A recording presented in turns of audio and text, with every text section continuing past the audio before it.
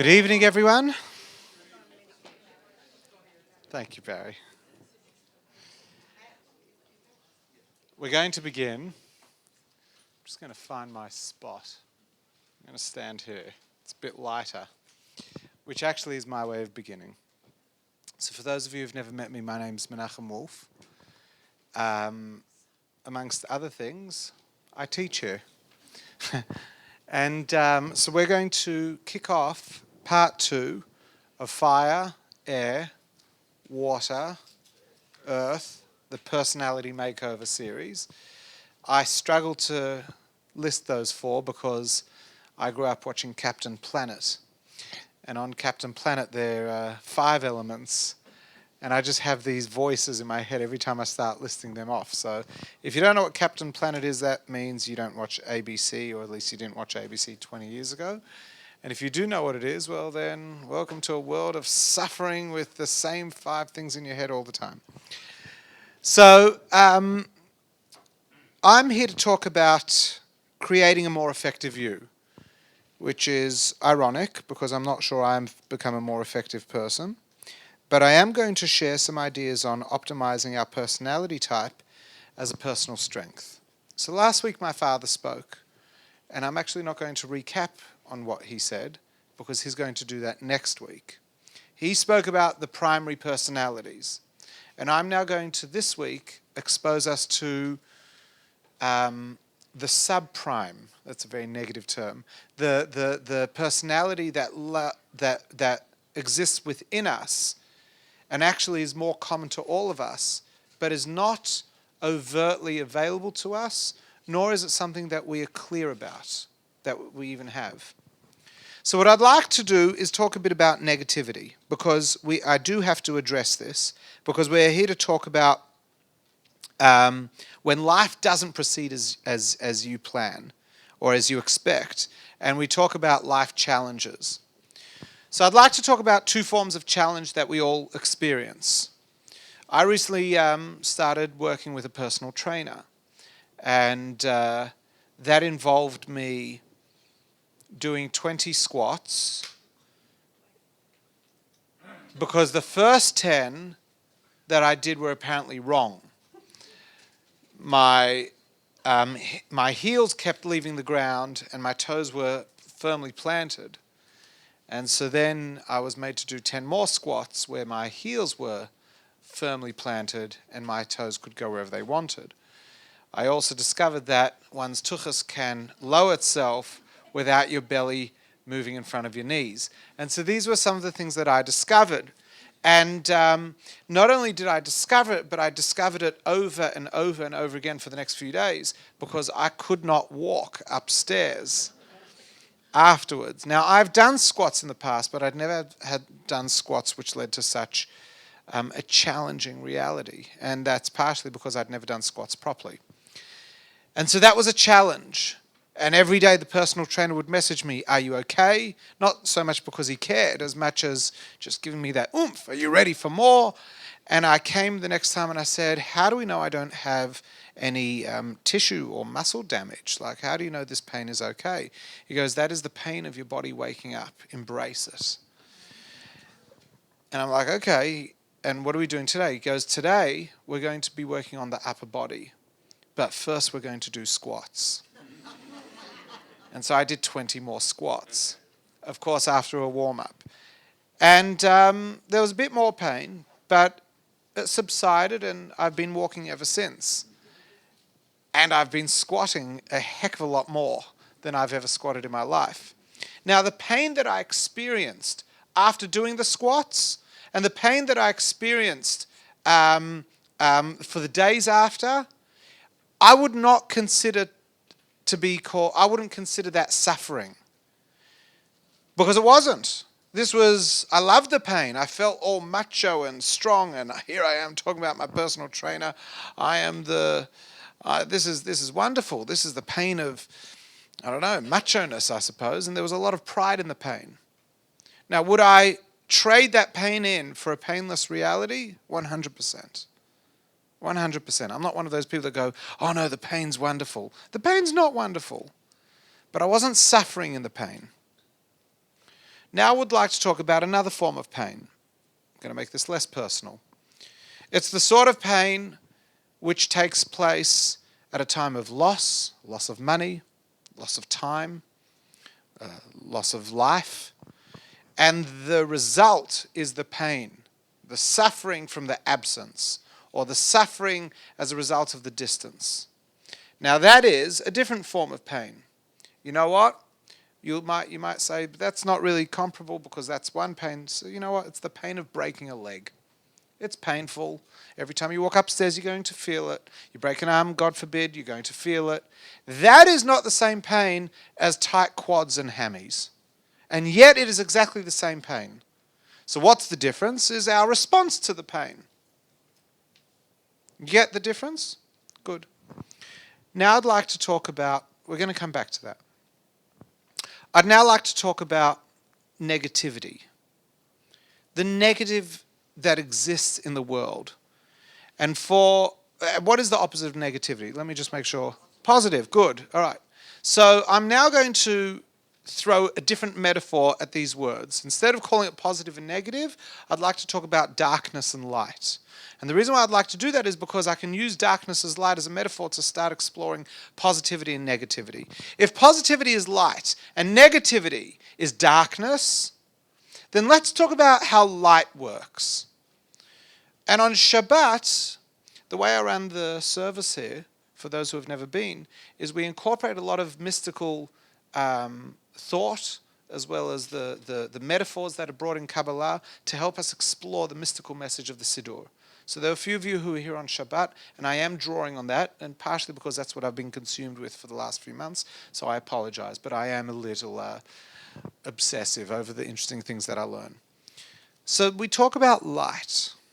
And think about light as something that's being emitted from the sun. Let's go global. So we've got this star that radiates light, and it shines light, and the light is flowing, and the light is beautiful.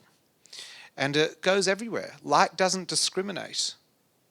Light does not stop shining because of a tree. Light doesn't stop shining because of death. Light doesn't stop shining. It just keeps shining, it keeps shining, it keeps shining. The only thing is that light can be obstructed. And so when light is obstructed, the result is darkness. And so therefore, in this metaphor, darkness is not a thing unto itself. It is the product of an absence of light. Remove the obstruction, and what does the light do? Flows right into that space. When you're in the light, let's just talk a bit about our neurobehavior. If this room is bright, so watch how I'm going to walk, knowing full well that I've got a lectern and I've got a microphone stand. This is how I'm going to walk. See that? It's quite a confident walk. I've been doing squats. So there's my walk. If you turned all the lights off in this room and made sure that the exit light wouldn't turn on and everything like that, would I walk like that in this room? No. I would walk like this, then the arm would come out, and as soon as I touched this, what would I do? I wouldn't just stop. And that's because our brains are wired to be afraid in the dark. It's part of our survival instinct. And the reason why we experience fear in the dark is because if we didn't experience fear, we'd trip all over the place. We'd walk with this confidence, but we don't see where we're walking, and therefore we'd trip over things, and we'd hurt ourselves. So the brain has evolved, and yes, I do, just if I forget what I'm up to the brain has evolved, but just a little parenthetical comment. I do draw on common evolutionary theory. It doesn't make me a believer in evolutionary theory, but I just think it's a really good metaphor to explain things. So back to where I'm at, just so no one stones me for being a rabbi that believes in evolution. Back to where I was. So the brain has evolved because obviously our primates tripped over so many times in the dark that the brain learned, stop running in the dark. Stop it. You can't see. Slow down. Experience fear of the unknown. Fear of the unknown became fear of the, which then became fear. Which is why children are scared. They have fear of the boogeyman. They have fear of the crack under the door. They have fear of the shape of their clothes at the end of their bed. And that is all part of the same thing. Because I can't see, and my brain is so busy constantly making sense of the patterns that I can see, it starts associating it with my fears. And therefore, in the darkness, you can have experienced far greater fear than in the light. Which is why, if you're ever scared during a horror movie, do two things. Mute it and turn on the light, and then you're looking at the screen and it's not scary anymore. Do that. Because the light opens you up, and the mute of the sound removes the scary music, which is half the scary stuff in a horror movie. So what is darkness? Darkness is an absence of light, but it is also a festering space for fear to develop. Fear is a product of not being able to see. Not being able to see, though, can trigger other things beyond fear. It can create new theories. You can redefine things because you can't see, so therefore you're starting to use your imagination. And so if we move out of our metaphor, negativity is something that takes place when positivity has been obstructed. Negativity is something that takes place when positivity has been obstructed. When I'm no longer able to visualize clearly the positive in this moment, in this object, in this space, I am left with an imagination that is wired to be negative. But the reason why we're not always negative is because when we are confronted with with certain things, we just go, well, that's not a reason to be negative. That's positive, which is why we can be foolishly positive at times, because we also look for positive traits. But I'm not going to get into that tonight because that's far too confusing. So let's talk about this light being obstructed. If the light is being obstructed, then there is a space for me to experience something. Let's now move away from the light and the dark and positive and negative and replace these terms with something else. Enlightenment. And what's the opposite of enlightenment? This is a real question. What is the opposite of enlightenment? Not naivety, but ignorance. Yeah, that's good. So in the absence of enlightenment, we have ignorance. And you'll notice it's the same as light and dark. It's the same as positive and negative. When you have enlightenment, when you have the knowledge, when you have all the information, things make sense. And when you don't, not only do things not make sense, but you start making up your own narratives. You experience the darkness. Oh, there's a snake. Turn on the light. Ah, it's my tie. This is a common modern Buddhist mashal, a modern Buddhist metaphor, which is the fear of the tie. You turn on the light. Turn off the light, it becomes a snake. It's like, oh, very scary. Turn on the light, oh, it's just a tie. And you can spend the whole night being petrified of the curled up snake in the corner in your bedroom. And so really there was never a snake, but you've experienced a night with a snake. This is a common metaphor that gets used and bantered around. So enlightenment isn't just light, it's not just positivity, but that access to information changes everything. So now I want you to consider all this in context of life. In context of life, in context of the negatives that we experience, are they truly negative, or are they negative because of the absence of wisdom or knowledge? So let's come back to my quads. When I hurt my quad muscles and my hamstrings tightened up and cramped on me, which wasn't from the squats, that was from being silly on a bike, but still, exercise is silly. And I was like, oh, I feel alive. You know, people talk about feeling alive, like I almost feel like it was a Monty Python sketch. Like, oh, it's merely a flesh wound. For those of you who are cultured, you know what I'm talking about. But why was it that my muscles didn't make me cry? And other times that I've been in less pain, I've been on the couch like a male, going, oh, please, I need some help. Can someone bring me water? Can someone?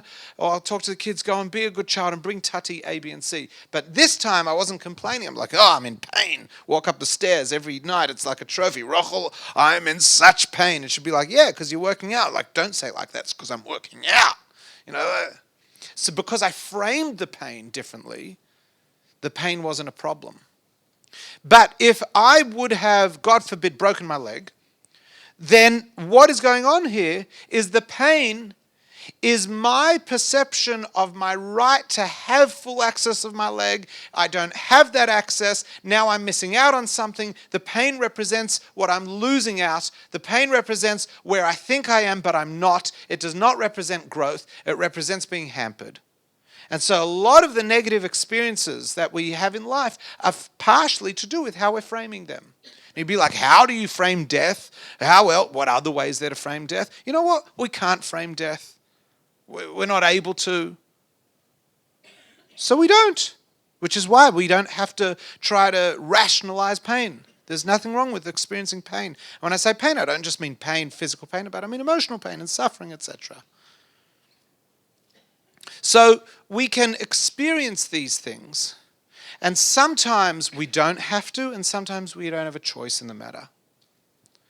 And then there are the things that we don't experience pain at all because we've given it a new framework. So I'm going to now summarize into three components. The pain that is not pain because I've framed it differently. The pain that doesn't have to be pain if I change my frame from my natural way of looking at things. And then the pain that I just can't frame differently. So let me talk about the last one. Why can't I frame things differently? Why can't I frame things differently? Because I don't have the capacity to. So let me talk about death. Because death is something that hurts us when we lose a loved one. So number one, people run away from the pain. And I just want to talk about this for a second because I feel like I'm morally obligated to talk about it. You don't need to run away from pain. And the more people, like I see this a lot being a rabbi. I go to funerals and I do shiva houses and I listen. No one ever says this at the funeral because it's too soon. But generally for the 5th day or the 6th day or the 7th day or 30 days after someone passes away, I'll start hearing the good friends, inverted commas, say, you know, Menachem, not Menachem, I don't want to talk about me. You know, are there any Tonys in the room? Good. So I'm going to talk about Tony. Yeah. I mean, I've really got to go dig deep here. So you know what, Tony? You should go on a cruise. Get away from it all. Which is code for, Tony, I don't like seeing you sad. You're disrupting my equilibrium. Can you go away and sort it out and come back into my life when you think you're ready to entertain me as you always have? I know it's sad that your mum died, but still, I don't have to live with your pain. And we've all done it. Well, I haven't. I laugh at people that do. But that's because I'm young and I got to see these things early on. And that's incorrect. 30 days after someone passed away, why can't they cry? Why can't they be sad? There is no other way to frame it, nor is there a need to run away from it. And there are so many other things in our life that are like that. But one of the interesting things that I do explain, based on the teachings of Reb Chaim Vital. Reb Chaim Vital was a student of the Arizal. The Arizal is one of the great, if you've ever heard of Lurianic Kabbalah, if you've never heard of Lurianic Kabbalah, the chances are that, and you have learnt any Kabbalah, the chances are it's Lurianic Kabbalah. It's the most common Kabbalah that's been around for the last 500 years. And that's because the Arizal was such a revolutionary thinker, not in that he brought new thinking to the table, but he was able to crystallize old thinking so that all questions began to fall away. There are questions in Kabbalah, and he made them fall away. And through his interpretation, there became a much more unified and a much more sequenced method of understanding the world through the prism of Kabbalah. And he had many students. Raise your hand if you've heard of the Arizal. He's got a blue grave in Tzfat. Okay. Raise your hand if you I've heard about the Tzfat Kabbalists. I know Tzfat, they make candles and Kabbalists there. That's what goes on up there. And there are a few interesting artists and lots of pious poor people that just seem to be quite happy subsisting on nothing. That's Tzfat. So the Arizal had a student, Reb Chaim Vital. Reb Chaim Vital, the Arizal died in his 30s. Okay? So if you're more than 30s and you haven't yet mastered the Kabbalah, you're like the rest of us. But if you have, you're living on borrowed time. Amazing. Jokes. Don't get anxious. The Arizal never wrote anything down. In fact, he only was at the prime of his life for 2 years. Everything that we know about the Arizal's teachings are in from a 2 to 3 year period of his life. So in those final couple years of his life, he reveals the greatest secrets to his students. And his students wrote everything down. So whenever people say, oh, the Arizal says, the Arizal said nothing. The students of the Arizal documented and elaborated. And we can rely on all of them, even though they can all have inaccuracies because they are not the Arizal. But because they are his students and they themselves were great sages and Kabbalists, some of them far older than he, all their writings are good. And so post-Lurianic Kabbalah will be derived based on the students' writings, and then it's further worked, and that becomes Hasidic mysticism, etc., etc. Reb Chaim Vital has a book called Shara Gilgulim, and the name sounds so much more romantic than the book actually is. So you can go to Gold's; they sell it for $150. There's a plug. You'd be like, well, what is it? What is it in English? It's sold in English for $150, and it's called Shar HaGilgulim, The Gate of Reincarnation. And you'll be like, that's the book I want to read. If you're into reincarnation, there are a few pages in this 550-page text on reincarnation. The rest of it, you'll be like, where's the reincarnation part? No, I don't want that. I want to know, am I coming back as a dog? You go to the index, dog. There's nothing on dog. Am I coming as a cat? C, nothing under cat. So it is an exciting read, but not if you're looking for some sort of interesting conspiracy or prediction about your future. It doesn't do that. It explains reincarnation al pi Kabbalah, based on Kabbalah. And one of the things that Reb Chaim Vital talks about is the experience of the soul post-death. Now, nothing written in Kabbalah is just someone's imagination. Like, I think this is what happens. Or I had a dream and my parents came to me and they told me it's all okay. Or I've spoken to people who had near-death experiences. None of that substantiates a message in Kabbalah. Everything in Kabbalah has to be rooted in the words of the Torah. So the 5 books of Moses is the Torah.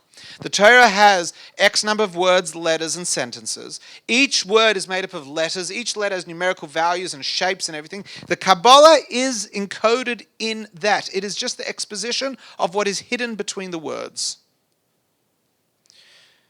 My name is Menachem. Menachem begins with a mem and it ends with a mem, and it's got a nun and a ches in the middle.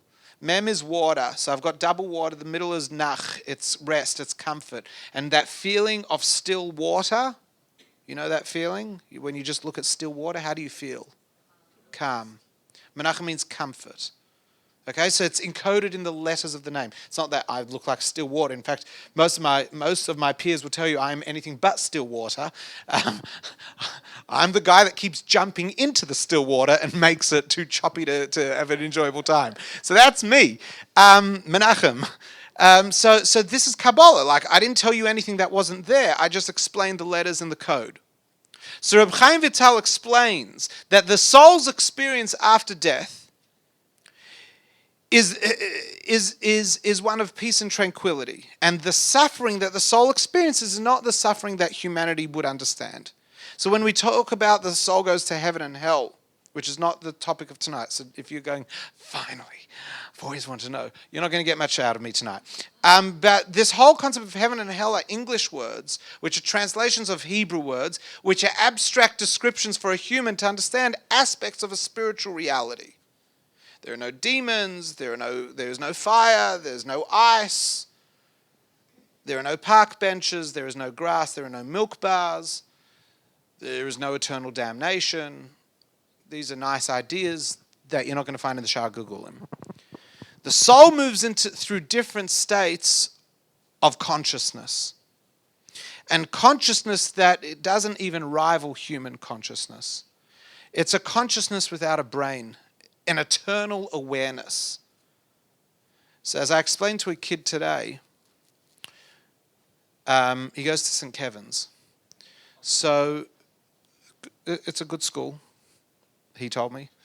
They play rugby. That's why he's there. So St. Kevin's, he's one of the only Jewish kids there. And we put on tefillin for the first time today. He's 13. And it's all right, I told you to hold my phone. So St. Kevin's, so he goes to St. Kevin's, and we put on tefillin, and And I told him, what was I just saying before this? I apologize. Yeah, no, before St. Kevin's. Consciousness. So I said, so I gave him an example. You know when you have a chap? You have a chap. You have an idea, not an idea. Sorry, when you chap something, not you have a new idea, but someone's teaching you something and you get it. You know that satisfaction in the moment of getting, not the satisfaction of telling someone after that you got it, but that imagine you lived for eternity in that state with all knowledge and wisdom, and then every year on your yard site, I didn't tell him this part, and then every year on your yard site that intensified. That's what life is like after death. No one here should be worried. So at a funeral, there's one being who's not crying, the dead person, and not just because there's no life in the body, so they can't physically cry, but their level of awareness has expanded far beyond anything a human could understand. And once you have context for suffering, once you have context for pain, once you have context for these things, then the pain becomes different. Once you have context that the pain is a result of squats, and you're going to look like the most amazing He-Man, and you're going to be like 50 years younger, and your body mass index you're going to be 10 kilos heavier, but that's because all the muscle in your chest and your legs is going to just pull you down to earth. You bring on that pain. I'm not sure if I thought all of those things, but I definitely have imagined it at times. So why is the pain bearable? Because not only have I given it context, have I reframed it, but because my whole perspective, I understand this is the beginning of a journey. I know where the end is. I know where the beginning is. But we can't do that with the suffering of death or grief. And therefore, in the absence of it, in the absence of being able to contextualize it, I just have to accept it. What do I mean accept? Not accept these things happen. Accept the pain and the suffering and sadness. There's nothing wrong with that. And that is all by way. It's not 8:15 already. Oh, it's 8:15. We start at 7:45. I was like, oh my God, how did I do that in an hour? That wasn't meant to take more than 25 minutes. So, okay. Baruch Hashem, you're going to be home by 10:30 tonight as promised.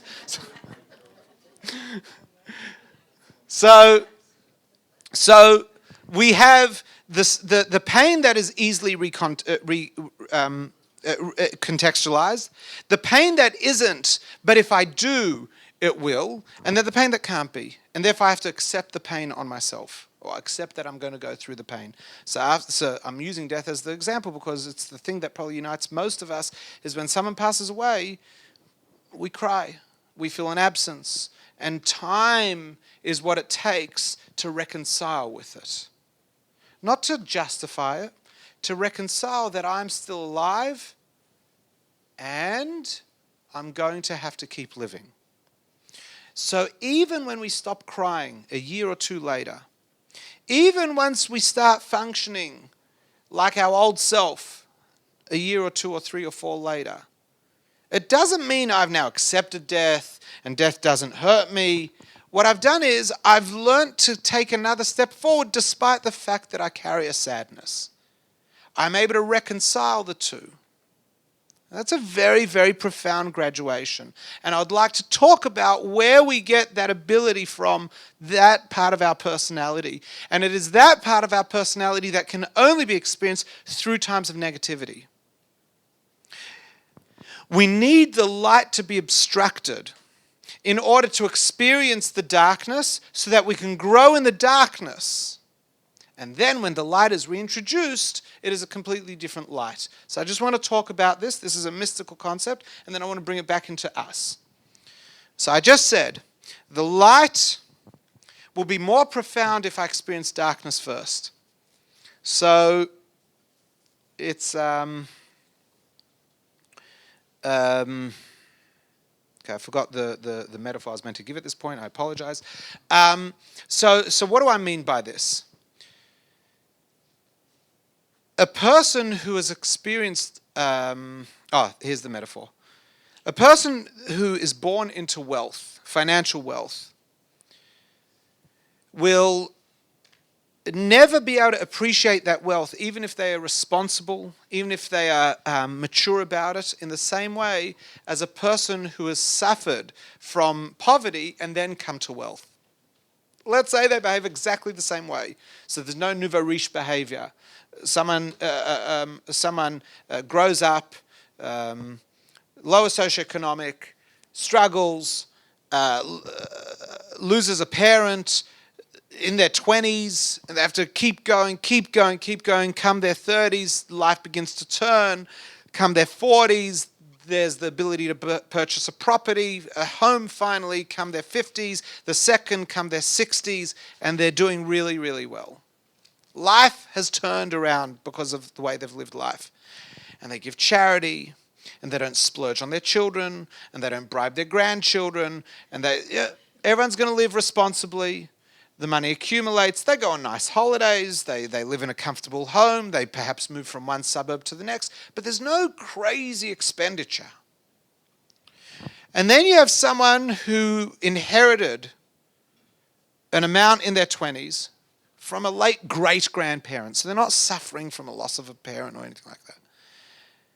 And they too, they're more conservative, and they live exactly the same life.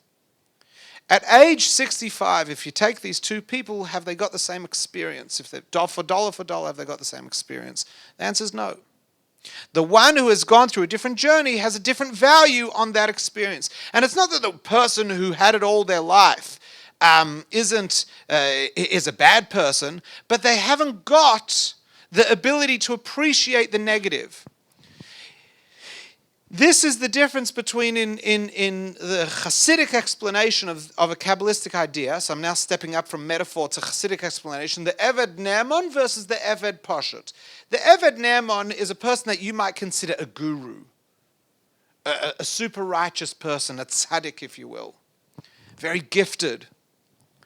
And the Eved Pashut is the student of the guru, the one that never becomes a guru, but the one who meditates every day and does have moments of enlightenment and does have moments of bliss and does work hard, but that hard work is always being pulled back because they are a normal human being, as opposed to the guru who is a master. And the guru is probably a master not because they mastered anything, but because they were born gifted. And therefore, Pashut, Eved Pashut, Ne'eman. So the Eved Ne'eman, the tzaddik, this righteous person, this guru, was born gifted, and therefore whatever they master as a gifted individual is not as big a kunz as the person who has not been born as a master and can only master so far. But you tell me who's greater, the guru or the student? The student is greater. Now the truth is, I knew you would say that, and you're wrong. The guru is greater. The guru can do more. Why did you back the student? Either because you empathize and you feel like the student, and God forbid that you're not the better person in this story, or, facetiousness aside, you actually do see that there is a mailer, there is something special about the Eved Pashut, about the student. And what is that? That the student has transformed something, whereas the master has not transformed anything. So yes, the master can go further, but at the end of life, at the end of time, if we only had masters, there would be a segment of this universe that never would have been elevated or touched because the master has no relationship. So let me now bring it back down into the metaphor. The master doesn't eat. The master fasts. The master has no ambition to eat. The master is happy to subsist on water and crusts of bread, and on occasion an onion peel. Whereas the student loves steak, loves salad, loves dairy, loves pizza, loves yogurt, loves kombucha, whatever. Loves it. And moderates and elevates. Before eating is intentional. Yes, I do like it, but I'm going to only eat as much as is required to give me energy to do something better. And then the food that the student eats becomes a part of the journey. The master doesn't eat food. So at the end of time, If we only had masters, then we'd have all this food that's been wasted, never used for anyone's energy. And that's because the master has no shaychus, has no relationship with food. Whereas the student who never achieves as much as the master has gone into the nitty-gritty of life and elevated it through their behavior, through their practicing of a student-level mastery. And that's why he said the student is better, because the student dabbles in the darkness, dabbles in the unknown, and then brings it into the light. And therefore, what takes place in the dark room when the light has been obstructed, and then when the light is brought back, it's like, not only do I like having light, but I appreciate the light. And not only do I appreciate, but everything in this room now appreciates the light, because I can take everything into the light. I know how to operate this. Whereas the master who's never been in the darkness, turn on the light, it sees a room filled with junk, has no idea what to do with it. No idea. So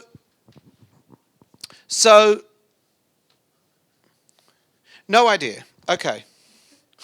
I've got no idea. Okay. So now when we talk about that last section, the pain and the experiences in life that are challenging, that we can't reframe.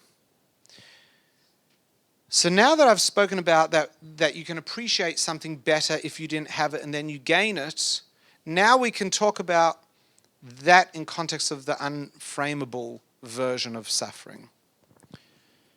This is about personality. Who are we?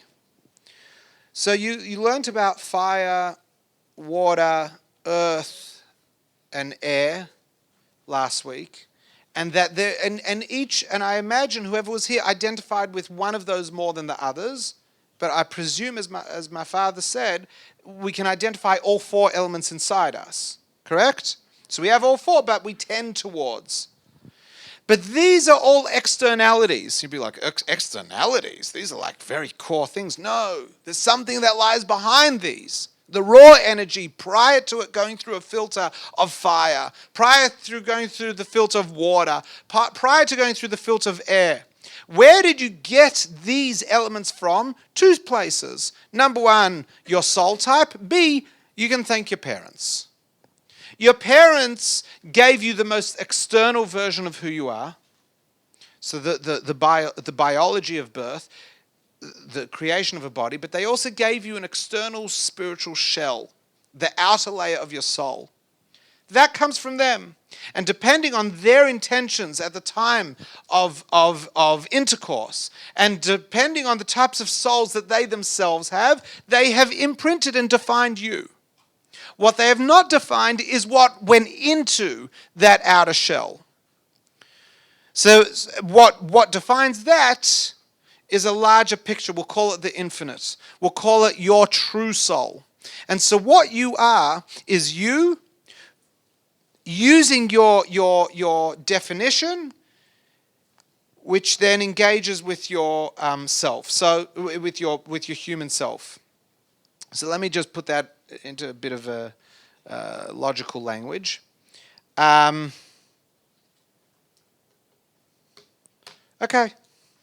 So, I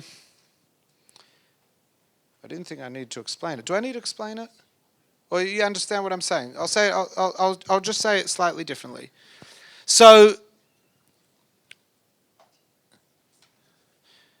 your parents, let's say you live around a nervous parent. You've lived your whole life. So let's say you're the child of Holocaust survivors. So there are going to be a whole lot of things that they've accumulated through their early parts of life, both before the war and as a result of the war. And then they project that and give that over to you. You weren't born with that. Well, you were partially. There may be certain things if you want to start becoming students of epigenetics. But let's just leave that aside. Much of what they gave over to you was not as a result of biology, but rather as a result of the psychological environment that you grew up in. And so therefore, you function with your biological self through the prism of the subconscious adoption of the psychological self that they've given you. So they've given you two different layers. Right? You can't really change the biological self, but you can, through hard work, change the psychological self. You get now what I'm saying? So now go even a level deeper. There's the spiritual self. They can define an element of your spirituality, and then there's a part of your spirituality that is core to you. Your fire, air, water, and earth, or I'm now just going to call your elements because I keep pausing and I hate that I'm so uncomfortable with it. I feel very inadequate. That is partially defined by them to the point that it impacts the different sphirot makeup of who you are. If you're more chesed, so you're a more giving person, you're a more attachable person, you're a more expanded person, you're a less structured person, or if you're a gvura person, which is a more restrained person, a more structured, a more focused, a more inhibited version. These are elements that partially your parents have had to play in, and partially the type of soul that you are. And we wouldn't really know the difference because we don't really have the microscopes to start dissecting our soul. And as you'll see in a moment, it doesn't really matter. People spend their whole lives doing their own personality analyses, and then they get to 90 and they go, I now know why I am the way I am. And you also have a walking frame, and now you can't do anything about it.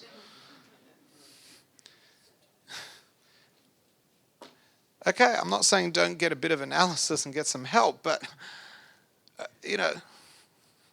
don't stop living life because you don't know who you are. It'd be like telling a child, don't eat your greens until you've studied the chemistry of green vegetables. Like, we all know that's the stupidest thing to tell them. Eat your greens, never study what's in them. Because then they'll just read a Gatorade bottle and go, hey, I can just get everything from here. And they don't need to eat their greens anymore. So that's why we don't have Gatorade at home, because our kids are very proficient readers. So what is this deeper element that lies behind the four elements, behind everything, is our core soul. It's more generic. Most of us have the same one. What do I mean most? There are only... No, the core, everyone has the same. Sorry, I went outer layer. Everyone has the same core soul. And basically you take that core soul, and what our parents do is they put a bit of dye into it, and then they put wrapping around it. So by the time you see it, you see a fully wrapped up soul. And then let's say you took the wrapping off, you'd see a dyed soul. What happens when you put red dye in a cup of clear water? All the water becomes red. That's it. So even if you put it in a blue cup, oh, I got purple water. Yeah, but now take it out, you got red. You'll never go, I actually have clear with red in it. It's so mixed together that it is what it is. But actually, if you did dissect it, you could remove the red dye from the water, and you'd have your H2O, and you'd have whatever other chemicals are making up the red. But that's already a lot harder than just pouring it out of the cup. So our parents have a massive impact on who we are, but there is something that lies beyond that. And they are not completely mixed together. Just as red is not mixed into your water, it's just lots of red particles between your water particles. But really, they're not one. It's just cholentized. So it looks like one, but it's not really. If you'd go under a microscope, you'd see red, clear, red, clear, red, clear. You get what I'm saying? So let's talk about that clear, that deeper part of self. That deeper part of self is not needed when your quads hurt. That deeper part of self is not even needed when you need a reframe. When you need to reframe, so you're going through an experience, then you need to start removing your wrapping. I need to look at this differently, and I need to work with the elements that I learned about last week. What am I really? Who am I really? How do I utilize this in order to get through? And how do I utilize this, etc., etc.? That's what you learned last week. How you utilize it in order to do the reframe. What I want to talk about are the difficulties that can't be reframed. That's my role for this week, at least what I understood the lecture title. And if it's not, I feel bad because you're not going to get what you came for. The reframe is doable. We all know we can. The only reason why we don't reframe is because we can't be bothered. And I don't say that in a condescending way. I don't mean to belittle anyone, but that's really what it is. If we had more energy, we would. I saw a lady came to speak to me last week, a mother, special woman, but she's struggling in life, and as a result, she feels she's not a good mother, and she's not, and it's eating her up. So I said, because I'm not a psychologist, so I said, "Have you seen a psychologist?" And so she said, "No, I wanted to talk to you." So I said, "I want to talk to you as well, but I'm not qualified." Another Monty Python. "I'm not qualified, dear. I can't help. I can talk to you, but I can't help you. I think you need to talk to someone who's qualified to be able to help you." And so she said these very, very sad words to me. "I've been to psychologists before. They don't help. I know it's a shidduch. I know you have to find the right one, but I can't be bothered going through it again, so I'm talking to you." That was so sad, because what she was saying was, I know I shouldn't be talking to you. I should be talking to someone more qualified. But I come to shul and I like what you say. And years ago I married her and her husband off. And I just don't want to go through the process again. So what the beauty is that she recognizes there is a process. And one day she is going to have the energy to say, "That's it, I'm going to pick up the phone again and I'm going to try again. I'm going to see a psychologist again." Until then, I'm just the holding pattern to try to help her get there, maybe to help her get the energy to go see. That's my role in this. Maybe a tad more, maybe a tad less, but I'm just a rabbi. So over there, it's an energy thing. It's not that it can't be dealt with, but in her time, when she's got the ability, when she's got the effort, she will do it and she will be fine. And until then, she'll plod along with life as she does. So that is, she has to deal with what she is as a person, and she can change that. She doesn't have to go through the negative experience of life, but for whatever reason she is. I want to talk about the things that we can't. Because sometimes the light doesn't come into the room or into the space because the curtains have been closed. And sometimes the light doesn't come into the space and it's dark because there's no opening, l'chatchila. There was no opening for that light to come in to begin with. And that's what I need to now address, because that's where something deeper happens. So I can't explain why bad things happen. Not to good people, not to bad people. I don't know why suffering exists. I don't know why wars exist. I don't. Good. Now that I've taken care of that, there's no Kabbalah on it. There's nothing that can explain it. There is only the Kabbalah of what to do in the darkness. What to do in the suffering. That there is. There's even an academic explanation as to what that darkness is. It's the absence of light. Good. No, that help anyone get through their suffering? Not really. So you're not going to find a lot if we try to take an academic route. But then again, let's look at our people's history. We're coming up to Purim. Purim is a story that took place 2,500 years ago in Persia. Persia back then wasn't localized to a region in Iran. Persia was one of the largest empires spanning the Middle East and the southern tips of Europe. And it went all the way over to the Punjab. Massive, massive empire. And it's all Persia. And most Jews, 99% of Jews, lived somewhere in its boundaries. And then there was Persia proper, which is where Iran is today. And that was the large concentrate of Jews. There was also a population in what is today modern-day Israel, and scatterings in between. And there was a decree made by the Prime Minister, Haman, that on a certain date it would be legal to kill Jews. That's the Purim story. That from this date on you could go out with weapons and you could kill Jews. And there was a bylaw that Jews couldn't defend themselves. Now, I don't know what the punishment would have been if you, it's kind of like, well, I'm an upstanding citizen, so please allow me.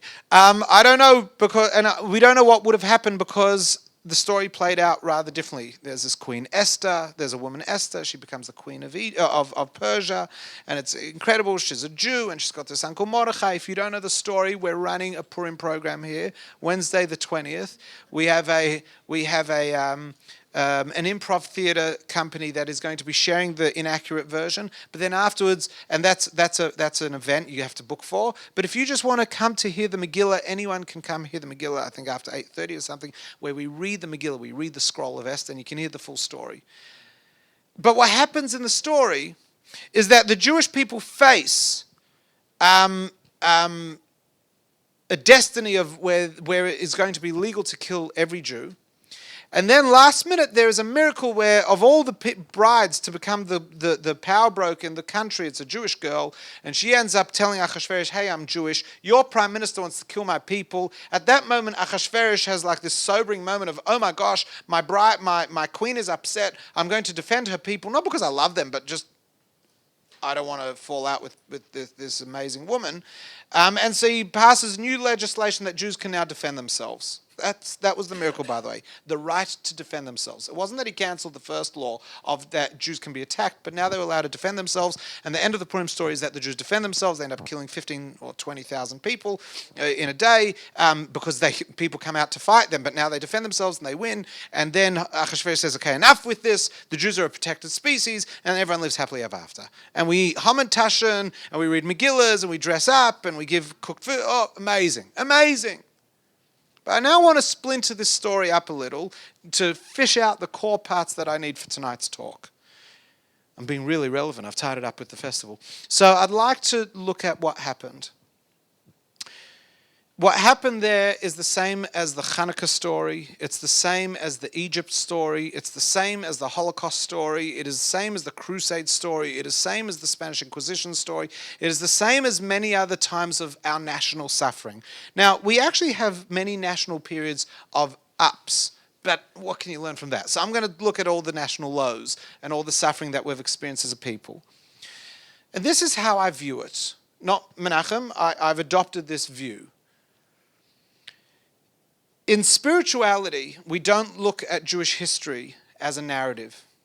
We look at Jewish history as just a collection of many moments, and you can spin them and put them in any order that you want. Because nothing about Jewish history is to be told as a story for history's sake. Everything about Jewish history is that it happens right now. It just happens in different ways. And so the Crusades, the Inquisition, the Holocaust, Egypt is all the same thing. It's all the same thing, just different characters. It's the same play performed at a different school each time. Okay? That's our story. And what is it that I'm meant to take out of it is not, oh, they tried to kill us, we survived, let's eat. I'm not meant to try to extract some abstract message of we were slaves and now we can identify. No. What we're meant to take out is how did we get through it? Because I can tell you one thing that's interesting. The problem with reading history is you think that you're reading about a group of heroes. But when they were going through it, they didn't know they were living history. When we live life, we are actually going to be tomorrow's history. Or if you want to feel really good about it, we are tomorrow's fish and chips wrappers. Okay? Now I feel good. In 100 years, they'll read about the time of luxury and abundance of where Jewish people, for the first time in 500 years, or possibly ever in history, lived around the world with very little oppression. No one was really killing them. They weren't being herded in any part of the world into concentration camps or ghettos or anything. For the first time, and there was a large amount of concentrated wealth, and they had Jewish day schools, and they had synagogues, and the biggest issue was heart disease because of in old age, who ever heard of old age in the Jewish history? You know, all these things, and they're going to read about us. They're going to read about us. And the era of goodness. You don't realize that you're living history, do you? We don't realize. We just think, no, I'm just trying to scratch a few kopecks together and try to pay my Jewish school fees. Or I'm just trying to beat my health and try to be healthier. That's all I'm doing. But the truth is, no, we're making tomorrow's history. And the people during the war, Second World War, were they going, gee, I wonder what this is going to read like in 50 years from now. When someone stood up to a Nazi, did they go, one day they'll read about me? No. They didn't even know if anyone would never know about them. And when the Jews followed Abarbanel out of Spain in the 1490s, did they go, well, one day they'll draw inspiration from this? Or did they go, oh my God, I'm leaving my assets, my money, everything behind, 300,000 Jews, off we go with nothing? When the Jews were in Egypt, they'll go, I sure as hell hope they eat matzah for the rest of their lives, because what I'm going through, no one ever thought they were making history. So we shouldn't read history as a collection of interesting stories, but rather we should read history as the common story of a common individual just responding to the moment. When they were in Egypt, they didn't go, what's the deeper meaning of all this? And I'll prove it to you. Because when Hashem says to Moshe Rabbeinu, go and tell them that I'm going to take them out, he says, what if they don't believe me? What if they don't believe me? And then he gets the leprosy magic trick as a punishment. What if they don't believe me? Of course they'll believe you. Which slaves don't want to have hope? Apparently those slaves and every other slave throughout human history lost hope. That's why you become a slave. The definition of a slave is that there's nothing left. You're now so subservient. So what were they? They were just humans beaten into enslavement. What are the characters of the Purim story? They're just humans watching the clock, wondering what's going to happen. They knew that some knew that they had a girl in the palace. She was useless. How do I know that? Because the Megillah says. The Megillah says, Esther says, when Mordechai says, I can't approach Achashverosh because I haven't slept with him in months. It's been 6 months. It's the less romantic story. He doesn't actually care about his wife because he's got a whole harem of women. He does. And she's just one of the many royals. And so Mordechai says, you must approach. And she says, if I approach, I'm going to die. I will be killed. You can't approach the king without permission. And Mordechai says the most amazing words, Mi yodea. And how do you know it wasn't for this moment that you actually became a royal? Go put your life on the line and meet the king and save the people. Now, before she did that, I can tell you she wasn't like, oh, there's going to be a story about this. She wasn't even resenting the fact that no one in Hollywood has yet made a feminist story out of Esther. I'm the only one carrying Esther's flame. But Spielberg doesn't want to meet with me. So if any of you know him or Oliver Stone, please. I've got a story that they should be. They didn't know. All they did was they responded. There was no contextualization for the suffering. There was no contextualization for anything. Contextualization of any tragedy in Jewish history has only happened after the fact. And so now let's go to the micro. Our suffering, our challenges. And suffering doesn't have to be death.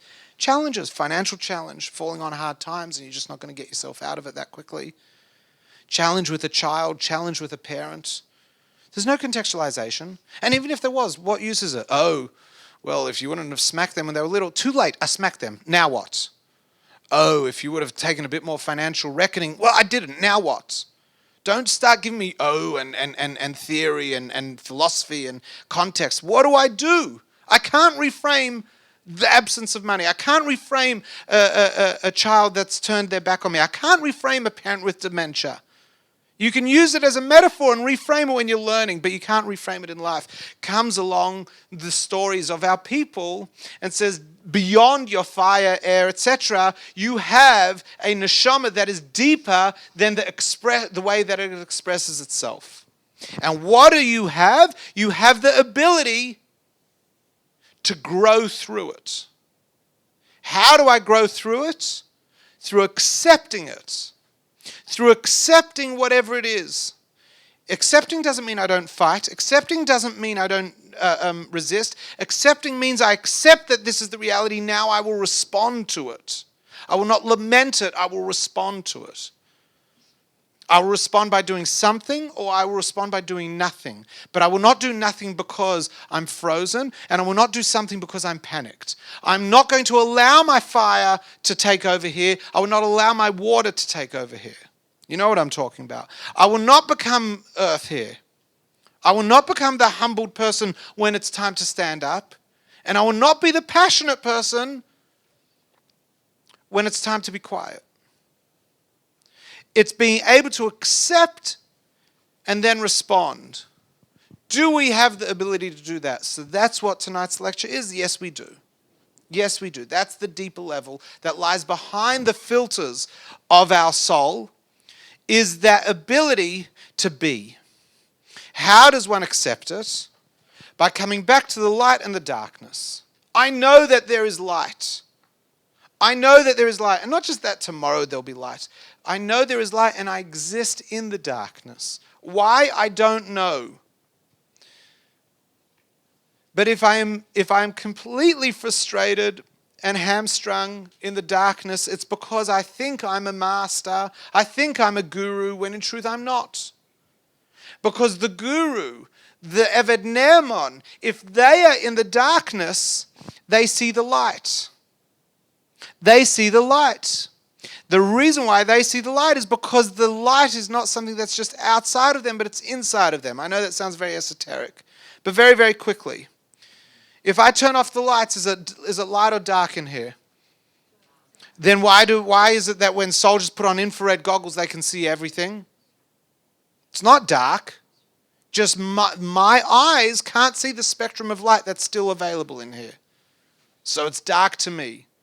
And Eved Ne'eman, the tzaddik, the guru, the master, the true master who's born gifted, never goes through darkness because their eyes can see full spectrum of light. And therefore you turn off the lights, okay, no worries, they've still got infrared, they've still got ultraviolet or whatever other available light frequencies there are. They've got X-ray.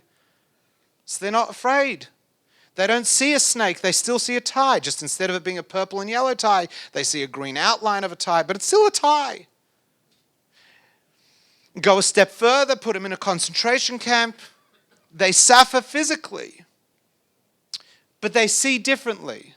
As does the soul that is no longer bound to the body, that is in the chapel while everyone is mourning because they are limited to their time and their space and their experience. The soul's but this is part of a continuum of the infinite and I comprehend the infinite. I'm not sad.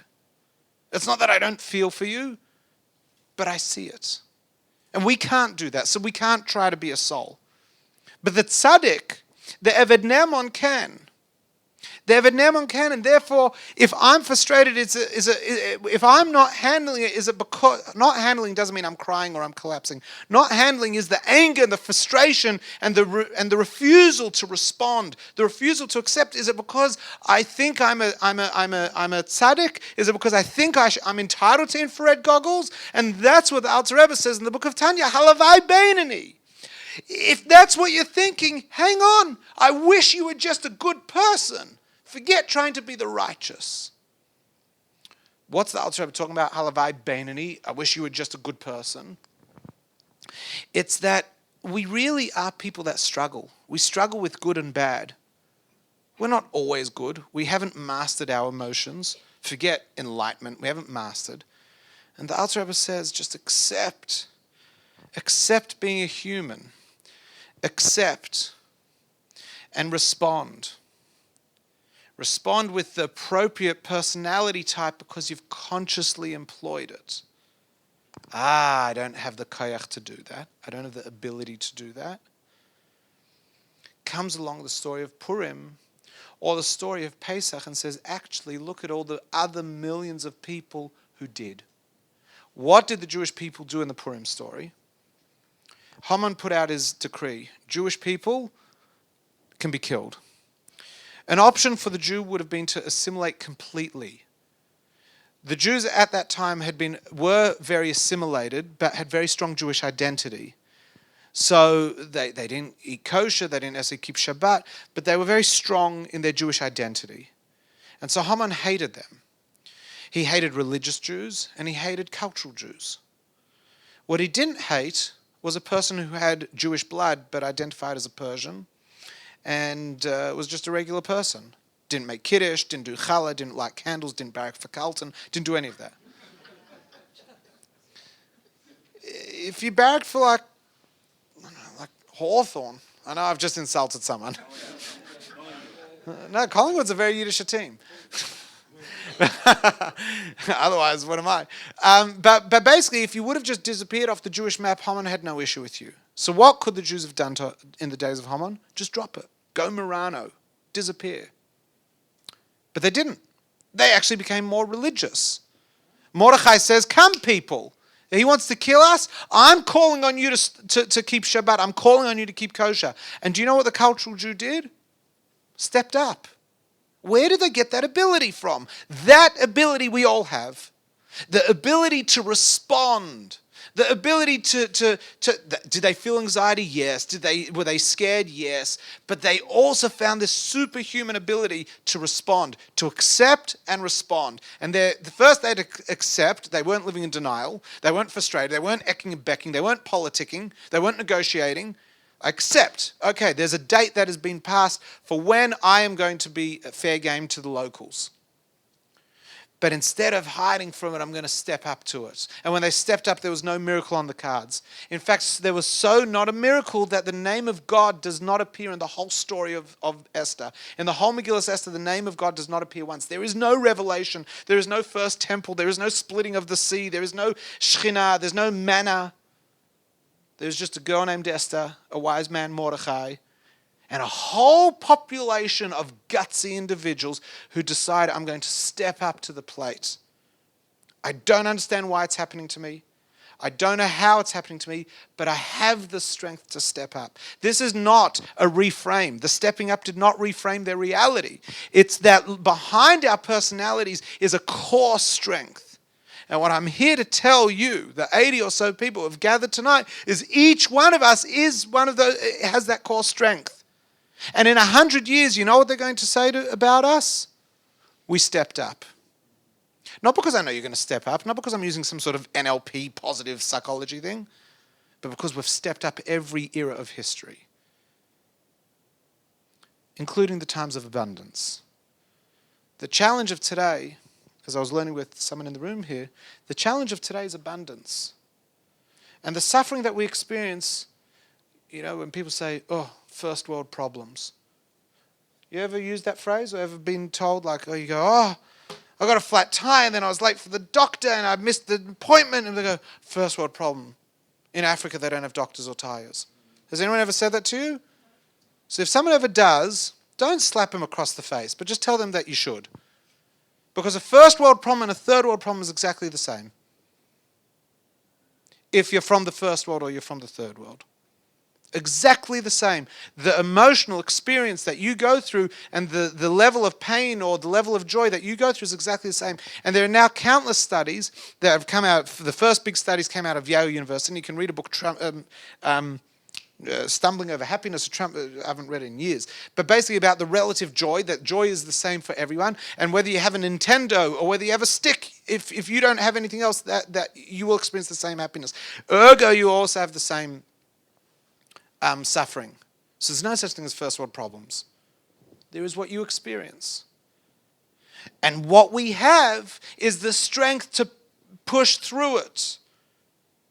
And why do we have to push through it? Because the world has been designed that there is light and there is the obstruction of light. And if you suffer and if you experience negativity, then you are living in a reality in where there is an obstruction of light and you don't have ultraviolet goggles or you don't have UV infrared goggles to be able to see, and therefore you struggle. And what it also means is that one day, when the hole is punched in the wall, or the wall itself is broken down, and the light shines through, and you will have become acquainted with everything in that space. When that light shines through, you will have a greater appreciation of what exists in your space than the person who's never been there. I'm not justifying why we suffer. I'm just giving a context to being here in the end of days, at the end of time, when Mashiach comes, being in this situation, we will actually look back and go, Ashreinu, how lucky I am that I was put through this. How lucky I am only now. But until then, there's no Ashreinu. We don't say Ashreinu in our negative moments, but we do find the stamina to push through. So what have I said tonight?